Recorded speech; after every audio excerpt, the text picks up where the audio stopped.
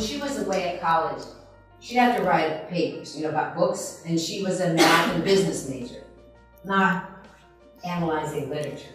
She called me up. I gotta write this paper, gotta analyze this book. That's so stupid. Why don't they just tell us, what they want? Why do we have to try to figure it out? Okay, so here's my daughter, right? She's right here in 1, and I'm over here in 2.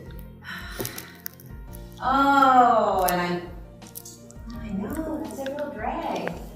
No, you just don't. Yeah, this is really stupid. She'd go on 15 minutes. And I'm like, oh, yeah, it's not your thing. Oh.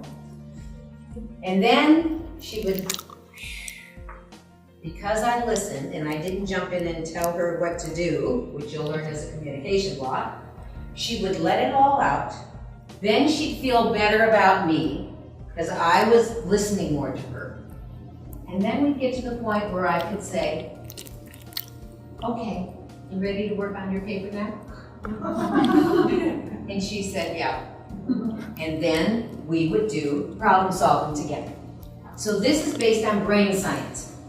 All of this, they know that when your limbic system, I'll talk about this more, when your limbic system, emotional center is flaring, you don't think right. Everybody knows that, right?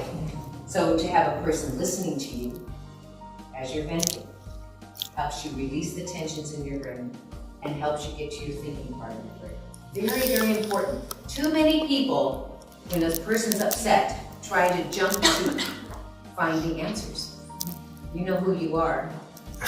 Somebody's upset right away. Well, let's see what we should do, or let's fix this problem. And that person gets upset with you because they're still emotional.